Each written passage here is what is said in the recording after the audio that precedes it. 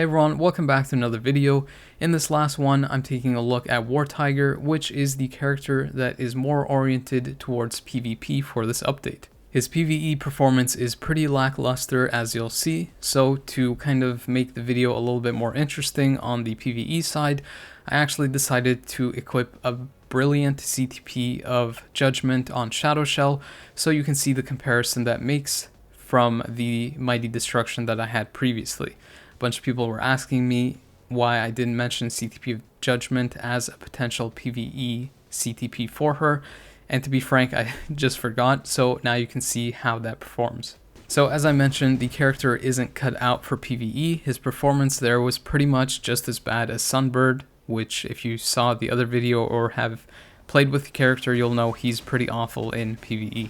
However, the saving grace for War Tiger is that he has a pretty good PvP kit, so you'll see how much better he performs there in comparison. I would highly advise against building the character for PvE, however, if you just don't care, then a CTP of Rage is really your only option there, since most of his skills have to be delay cancelled, so you can't really leverage something like a CTP of Energy or Destruction too well. With no damage proc and no leadership or support, I was able to complete stage 9 of Knull with about 50 seconds remaining, which, as I said before, is pretty abysmal. Most characters can now finish it with at least 2 minutes remaining, if not even more than that. I tried out the character in Giant Boss Raid 2, and he couldn't even complete the first phase in under 2 minutes, which means that he wouldn't have been able to complete the fight entirely. I found his rotation was kind of clunky too. The one that I went with was to do a 3 and delay cancel it after he does kind of an AoE effect, so it is a little bit of time before that happens. Once that occurs, then you cancel the skill and do the 4th, and you delay cancel that after he goes up in the air and throws his scythe down. After that happens, you cancel that and go into the 5th skill. When you have his awakening available, you simply do the same thing, except this time you instant cancel the 5th skill and then go into the 6th skill. The character has a decent amount of hits, but seems to have low damage, which is why he does so poorly in World Boss Legend. However, in Alliance Battle Extreme, he sort of did okay and almost hit 8 million on the Combat Hero Restriction Day, or with that kind of setup. But regardless, I wouldn't recommend building him for this since there are so many better options for this restriction. Before I look at War Tiger's performance in PvP, here is a quick breakdown of the results that I got when using a brilliant CTP of Judgment for Shadow Shell in comparison to the mighty CTP of Destruction that I had. If you're not really interested in this part, you can just skip to the timeline part for War Tiger. Versus Knull, her performance improved by about a minute with the brilliant Judgment. Versus Mephisto, it was pretty much the same thing. The performance improved by a minute as well. Oddly enough, the clear time versus Gorr was almost identical, and I'm pretty sure that comes down to the fact that he just keeps breaking the targeting for her 5th skill so often, so it's kind of tough to see an improvement when you're pretty much hitting almost the same amount of times. Also, for the people that already went with a CTP of Destruction for the character and are wondering why I'm using a CTP of Judgment, it's basically because I wanted to clear stage 25 to 29 of Gene, which, as you can see from this clip, I was able to finish with about 1 minute and 45 seconds left. So if you are stuck on that particular stage level, then you can consider just using a CTP of Judgment for now, since the CTP discount is active, and then you can just switch back to a Judgment, or rather a CTP of Destruction, if you want the character to have a little bit more PvP viability. In Giant Boss Raid, the Brilliant Judgment allowed me to clear about 20 seconds faster, which I think would have been closer to 30 seconds faster if I had kind of a bit better rotation, and because I accidentally ended up using Ancient One as opposed to Blue Dragon as the striker. The character's performance in Alliance Battle Legend wasn't really that different either. She scored about 300,000 more with the Brilliant Judgment, although that could have been partially due to the rotation as well, so I don't think it really made much of a difference there. The character is very proc friendly, which is the reason that the Destruction does so well. As I mentioned in the Shadow Shell video, if you're looking to push Alliance battle scores or clear Giant Boss Raid faster, a Rage is a better option. And if you are also wondering how much of a difference a Mighty Judgment makes compared to a Brilliant one, if I had to guess, it would probably be around a 30-second improvement from the Mighty to a Brilliant in the World Boss Legend stages. Getting back to War Tiger and his performance in PvP, this is basically where you're going to utilize the character, more so for Alliance Conquest, because in Timeline, you really need a specific setup for him to be able to have maximum value, and that is a little bit too restrictive given the current Timeline meta. Because I wanted to see the best version of his performance, I decided to go in with the Warriors of the Sky setup. So he has the debuff leadership from Blue Dragon, as well as the 2 lives from Sunbird's passive. I would say that the character's performance is actually pretty solid, and you don't necessarily have to run this team in Alliance Conquest to be able to utilize him. Because he already has so many good attributes even when you're not using Sunbird, you're really only missing out on the 2 lives, and his Awakening skill isn't really that great to begin with, so you're not missing out too much on that side.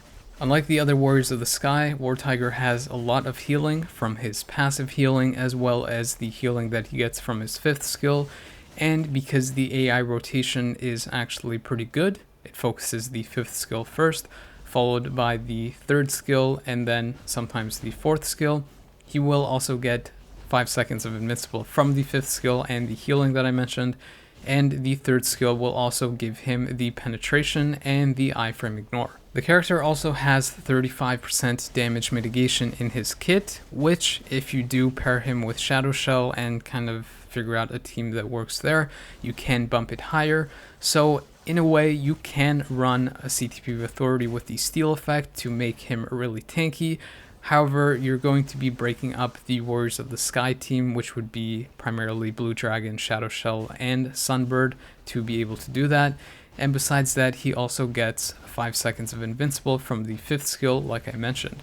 So because of that reason, and because he has high health, recovery on his 5th skill, as well as passive healing, I would probably recommend a CTP of regen before that. The other added benefit of the regen in his kit is that the 5th skill and 4th skill are full iframe skills, meaning that if the opponent can't target you, you're basically just going to be healing up in the meantime.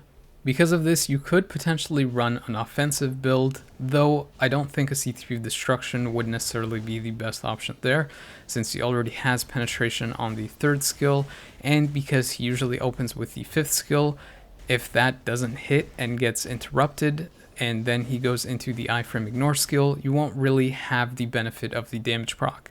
Due to that, a CTP of Greed may be his best option for an offensive-based build there, if that's what you want to go with. This isn't to say that a Destruction is completely useless for the character, it's by no means true. He can potentially also proc on the 3rd skill instead of the 5th, and besides that, it'll also give him penetration on the Awakening skill, which will make it far better. But you do have to run him on a particular team to be able to guarantee that he has that 2nd life and actually activates the Awakening skill. As you saw from the Timeline clips, he's pretty decent as a standalone, being able to take out characters like Gorr, Carnage, Hulk, and even almost Jean. So in Alliance Conquest, you can run him on a standalone team aside from the Warriors of the Sky. As you can see from this clip, I was able to take out Spider-Man Heimdall.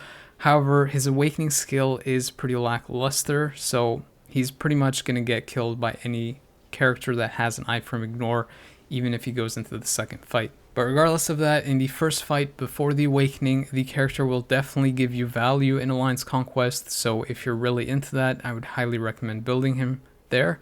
As you can see from this one, I was able to take out at least 1 life of Jean's, so the fact that he can do that with such a kind of basic team shows that he is pretty solid.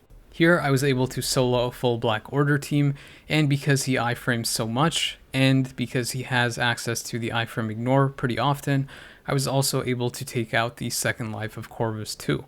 Unfortunately, in the 2nd fights where he uses his Awakenings, it's so slow, and if, again, the opponents have iframe ignore, he doesn't really stand a chance, which is one of the reasons why you probably want to pair him with another good character that has a good Awakening skill. Some potential characters that you can try pairing with him is maybe Drax in a leadership position, or even Angel to make him have way more health and healing. And then maybe some characters like Beast in the third position, or possibly some anti-counter characters there as well, like possibly Hawkeye or even Nova to kind of make a sneaky team. As a final bonus clip, here is what Miles Morales has been doing for me with a CTP Authority. So I've seen a bunch of people say that a CTP of Destruction is a little bit lackluster, it's very hit and miss, but I have been having a pretty good turnout with a CTP Authority, so if you're really focusing on him in Alliance Conquest, then I would probably recommend trying that. That pretty much does it for this video. There isn't really much to summarize for War Tiger. Basically, if you play Alliance Conquest, you might want to pick up the character, otherwise he won't really give you much value. I'm curious to see what the Spider-Man themed mid-month will bring. I expect that Spider-Man and a bunch of those characters will be PvP oriented, though with Miles giving a damage increase to Spider-Man with his leadership, they could potentially make a pretty solid hybrid uniform for Spider-Man, so it'll be interesting what they do there. As always, if you enjoyed this content, please consider hitting that like button so that I know you liked it and I can make more videos like this. You can also share this video to help me out and also help other people out with the info it provides. I always appreciate people taking the time to watch my videos, so thank you, but the video is now over.